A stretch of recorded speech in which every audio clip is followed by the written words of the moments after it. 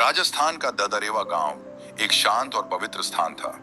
यह वही भूमि थी जहां एक समय चौहान वंश के महान योद्धा और शासक राजा जेवर सिंह का शासन हुआ करता था। गांव के हर व्यक्ति के दिल में अपने राजा के प्रति गहरा सम्मान था। लेकिन राजा के महल में एक कमी थी। वंश को आगे बढ़ाने के लिए एक उत्तराधिकारी नहीं था। राजा जेवर सिंह और उनकी पत्नी रानी बाछल देवी कई वर्षों से एक संतान के लिए देवी देवताओं की पूजा कर रहे थे, लेकिन सफलता उनसे दूर थी। वर्षों की साधना और यज्ञों के बाद भी जब कोई संतान प्राप्त नहीं हुई, तो दोनों ने एक अंतिम निर्णय लिया।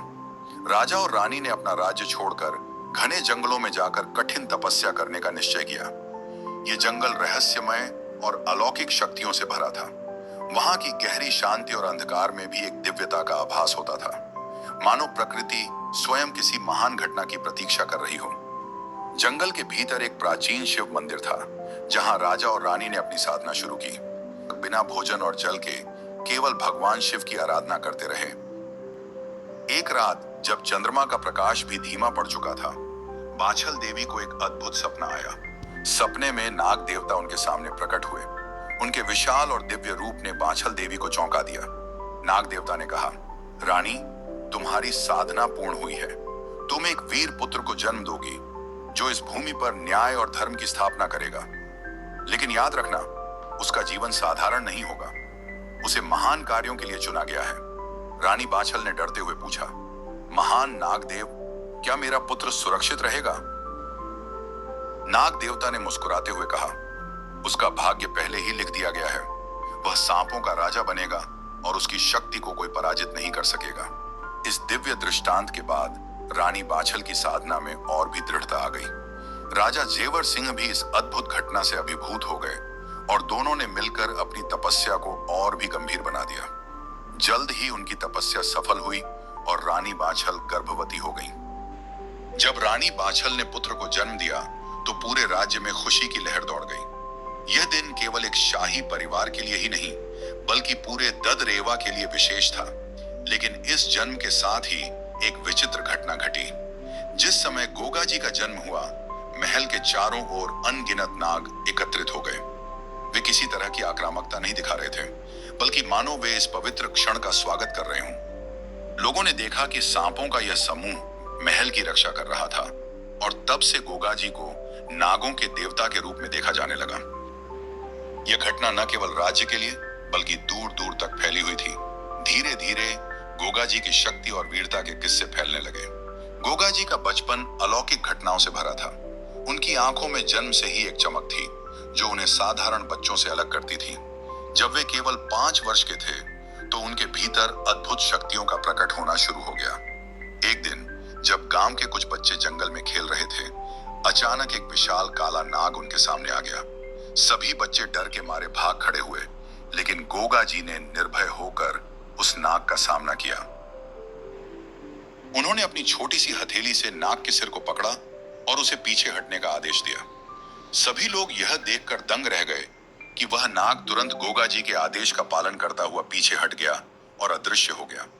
यह घटना पूरे गांव में चर्चा का विषय बन गई, और लोग समझ गए कि गोगा जी साधारण बालक नहीं है। गोगा जी का व्यक्तित्व धीरे धीरे और भी शक्तिशाली बनता गया। उनके भीतर वीरता और करुणा का अद्भुत मेल था।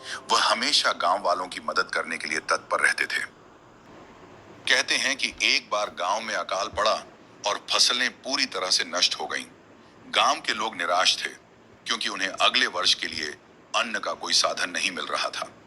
गोगा जी ने अपनी अद्भुत शक्तियों से देवताओं की आराधना की और गांव के चारों ओर का वातावरण बदल दिया। कुछ ही दिनों में धरती पर हरी भरी फसलें उग आईं और गांव वाले खुशहाल हो गए।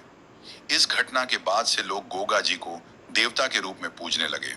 हालांकि गोगा जी का जीवन केवल चमत्कारों और वीरता से भरा नहीं था। एक दिन एक रहस्यमय अजनबी ददरेवा गांव में आया। उसकी आंखों में एक अजीब सी चमक थी, और उसका उद्देश्य किसी भी सामान्य व्यक्ति से छिपा नहीं था। उसने गांव के बाहर एक टूटी फूटी झोपड़ी में रहना शुरू किया और लोगों से बातचीत करने से बचता रहा। लेकिन उसकी दृष्टि हमेशा गोगा जी पर होती थी। वह अजनबी अक्सर जंगल में गोगा जी को अकेला देखने की कोशिश करता, लेकिन वह कभी सफल नहीं हो पाया।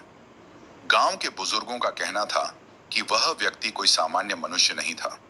उसकी चाल ढाल और उसके व्यवहार से यह स्पष्ट था कि वह किसी गहरे रहस्य का वाहक है। एक रात जब चांदनी अपने चरम पर थी और गांव सोया हुआ था, उस अजनबी ने गोगा जी के महल के पास अपनी उपस्थिति दर्ज की। वह धीरे धीरे महल की दीवारों के पास पहुंचा और एक विचित्र मंत्रोच्चार करने लगा।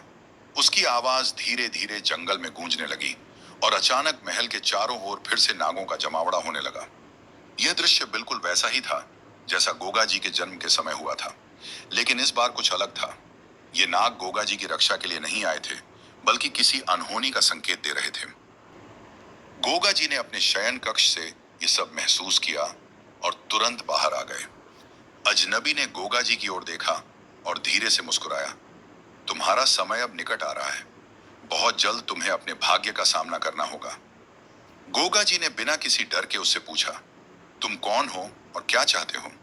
अजनबी ने कोई उत्तर नहीं दिया और अंधेरे में गायब हो गया। यह पहली बार था जब गोगा जी के जीवन में रहस्य और सस्पेंस की झलक दिखाई दी। गोगा जी के जीवन में यह अजनबी एक नए अध्याय की शुरुआत थी। उनकी शक्तियों का असली उद्देश्य अब सामने आने वाला था, लेकिन क्या गोगा जी इसके लिए तैयार थे? कौन था यह अजनबी और क्या वह गोगा जी के जीवन में कोई बड़ा बदलाव लाने वाला था? यह रहस्य और सस्पेंस गहराता जा रहा था और गोगा जी को अब अपनी आंतरिक शक्तियों का सामना करना था। भाग 2 में हम देखेंगे कि गोगा जी कैसे अपने भाग्य से जुड़े इस नए सफर की शुरुआत करते हैं और कैसे उनका सामना उन शक्तियों से होता है जो उनके जीवन को बदलने वाली थी।